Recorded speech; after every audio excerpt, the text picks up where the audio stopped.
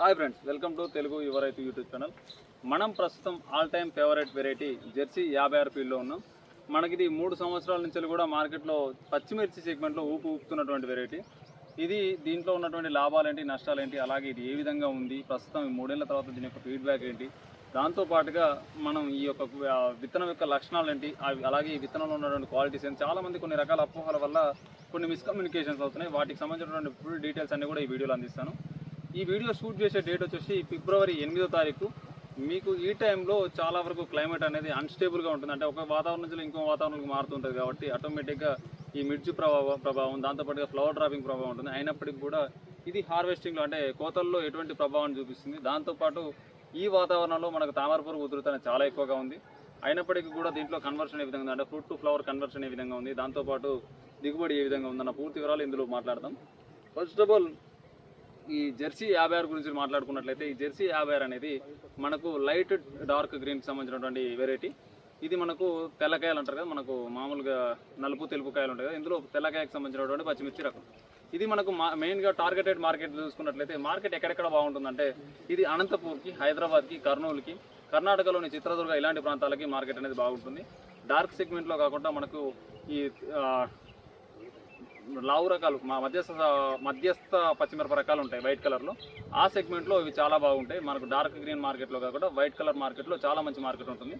అయితే ప్రతి రైతన్న కూడా ఇక్కడ చేసే అతిపెద్ద సమస్య ఏంటంటే మార్కెట్ అనేది ఆలోచించుకోకుండా అనవసరంగా మన ప్రాంతానికి సూటబుల్ కాని విత్తనాలు ఎంచుకొని మార్కెట్లో ఇబ్బంది పడుతుంటారు. కాబట్టి మరీ నేను మెన్షన్ చేసి మరి చెప్తున్నాను, ఇది ఈ మార్కెట్కి చాలా బాగుంటుంది. బాపట్ల ఈ ఏరియాలో కూడా చాలా బాగుంటుంది. ఇది సమ్మర్లో కూడా బాపట్ల కొన్ని ప్రాంతాలకు కూడా కర్నూలు, బాపట్ల, అనంతపురం, చిత్రదుర్గ, అలాగే ఖమ్మం ఇలాంటి ప్రాంతాల్లో మనకు సమ్మర్ కూడా చాలా సూటబుల్ ఉంటుంది ఈ వెరైటీ.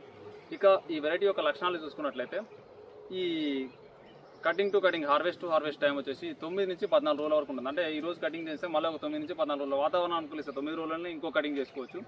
అలాగే కొంచెం వాతావరణం సహకరించకపోయినా కూడా 14 రోజులకి కటింగ్ చేసుకోవడానికి అవకాశం ఉంటుంది.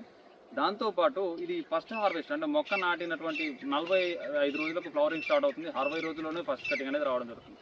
60-65 రోజుల్లో ఫస్ట్ కటింగ్ అనేది రావడం జరుగుతుంది. దాంతోపాటు ఈ మొక్క అనేది పూర్తి స్థాయి టాలరెన్స్ కాకపోయినప్పటికీ కూడా మనకు టాలరెన్స్ పరంగా చాలా బాగుంటుంది. వైరస్ని చాలా సమర్థవంతంగా తట్టుకుంటుంది. ఇది మనకు పచ్చిమిరప రకాల్లో అన్నిట్లా కంటే కూడా కొంతవరకు మంచి స్టెబిలిటీని కలిగి ఉంటుంది. దాంతోపాటు ఈ ఫ్రూట్ టు ఫ్లవర్ కన్వర్షన్ అంటే మనం మంచి మేనేజ్మెంట్, మంచి యాజమాన్యం, సాయిల్ యొక్క ఫర్టిలిటీని సరిగ్గా కాపాడుకుంటే మాత్రం నేను మరీ చెప్తున్నా, సాయిల్ యొక్క ఫర్టిలిటీని ఇలా కాపాడుకుంటే మనకు ఫ్రూట్ టు ఫ్లవర్ కన్వర్షన్ అనేది ఎక్కువగా ఉంటుంది. వైరస్ అనేది చాలా తక్కువగా అటాక్ అవుతుంది. వైరస్ డిపెండెడ్ ఆన్ సాయిల్ అంటే మనకు వైరస్ అనేది నేల ఆధారంగానే స్ప్రెడ్ అవుతుంది. మనం స్ప్రే చేసుకున్నటువంటి మందుల వల్ల కావచ్చు, నేలలో మనం ఇచ్చేటువంటి ఫర్టిలైజర్స్ వల్ల కావచ్చు, అధిక నైట్రోజన్ ఇవ్వడం, ఎక్కువగా యూరియా ఫర్టిలైజర్స్ ఇచ్చి మొక్కను ఎక్కువగా పెంచడం వల్ల డ్యామేజ్ అయ్యే అవకాశం ఉంటుంది. కాబట్టి ఆ విధమైన మేనేజ్మెంట్ చేసుకుంటూ వైరస్ని కూడా చాలా సమర్థవంతంగా తట్టుకుంటుంది. రెండోది వచ్చేసి దీంట్లో ఉన్నటువంటి ఇంకొక క్వాలిటీ ఏంటంటే మనకు కొన్ని రకాల్లో మనకు పచ్చిమిరప రేటు లేనప్పుడు, పచ్చిమిర్చి రేటు పడిపోయినప్పుడు ఇది ఒక 3-4 కటింగ్లు అంటే ఒక 5-6 కటింగ్లు తెంపిన తర్వాత డ్యూయల్ పర్పస్లో యూజ్ అవుతుంది. అంటే ఎండు మిరపకు కూడా మంచి మార్కెట్ ఉండే అవకాశం ఉంటుంది. ఫస్టే డైరెక్ట్గా ఎండు మిరప కంటే సూటబుల్ కాదు, కానీ ఒక 4-5 కటింగ్లు తెంచిన తర్వాత ఒక 7 కటింగ్లు హైయెస్ట్గా ఒక 7 కటింగ్లు తెంచిన తర్వాత మనకు 100% ఎండు మిరపకు పనికి వస్తుంది. ఇక దీని యొక్క దిగుబడి విషయంలోకి వచ్చేసరికి మనకి యావరేజ్లో 65 రోజులకు ఫస్ట్ కటింగ్ తీస్తే 1 సెంట్కి 1 బస్తా ఎక్స్పెక్ట్ చేయొచ్చు. ఖచ్చితంగా 1 సెంట్కి 1 బస్తా లాగా మనకు 5 టన్నుల వరకు దిగుబడిని ఎక్స్పెక్ట్ చేయొచ్చు. దీంట్లో మాత్రం ఫస్ట్ కటింగ్లో 7 టన్నుల వరకు దిగుబడి రావడం జరిగింది. ఇలా మనకు దీని యొక్క దిగుబడి విషయంలోకి వచ్చినప్పుడు కూడా 1 సెంట్కి 1 బస్తాలాగా 50 కేజీల బస్తాలు. ఈ ఏపీ అండ్ తెలంగాణలో ఈ బస్తాల్లో కొలవకపోవచ్చు, కానీ ఏపీలో బస్తాలాగా కొలుస్తుంటారు కదా. 1 సెంట్కి వచ్చేసి 1 ఎకరానికి 100 సెంట్లు ఉన్నప్పుడు 1 సెంటుకు 1 బస్తా అనేది తెగడం జరుగుతుంది.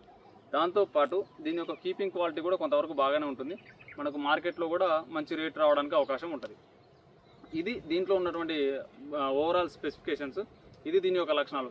దీంట్లో డ్రాబ్యాక్ వచ్చేసి మీకు మార్కెట్ లేని దగ్గర మీరు విత్తనం వేసుకొని అనవసరంగా మార్కెట్ లేనప్పుడు ఇబ్బంది పడుతూ, ఖచ్చితంగా మార్కెట్ అయితే రవి హైబ్రిడ్ సీడ్స్లో మీకు ఇంకా చాలా రకాలు అందుబాటులో ఉన్నాయి. మీరు డార్క్ సెగ్మెంట్లో వెళ్ళాలనుకున్నప్పుడు, లేదంటే హెవీ డార్క్లో వెళ్ళాలనుకున్నప్పుడు, మీరు గ్రీన్ వెరైటీలోకి వెళ్ళాలనుకున్నప్పుడు ఖచ్చితంగా మీకు రవి సీడ్ ఎంప్లాయ్ కానీ తెలుగు యువరైతు టీం కానీ ఖచ్చితమైన సపోర్ట్ అందిస్తుంది. మీరు విత్తనం సాగు చేసుకునే ముందు మార్కెట్ మామూలుగా rabi hybrid seeds employ support కానీ లేదంటే తెలుగు యువరైతు సపోర్ట్ కానీ తీసుకొని విత్తనాలు అనేది కొనుగోలు చేయండి.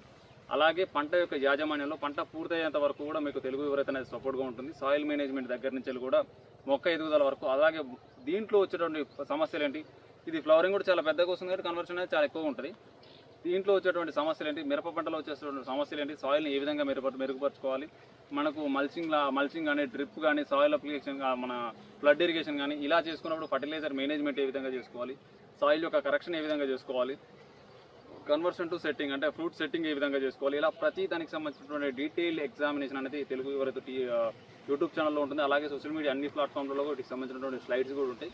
ఒకసారి వెళ్ళి చూడండి, మీకు క్లియర్గా అర్థమవుతుంది. ఇంకా ఏదైనా సందేహాలు ఉంటే మాత్రం ఇక్కడ కనపడుతున్న నెంబర్కి మీ యొక్క పంట ఫోటోస్ వాట్సాప్ చేస్తే దానికి సంబంధించిన సపోర్ట్ కూడా తెలుగు యువరైతు టీం అనేది మీకు అందిస్తుంది. జై హింద్, జై జవాన్, జై కిసాన్.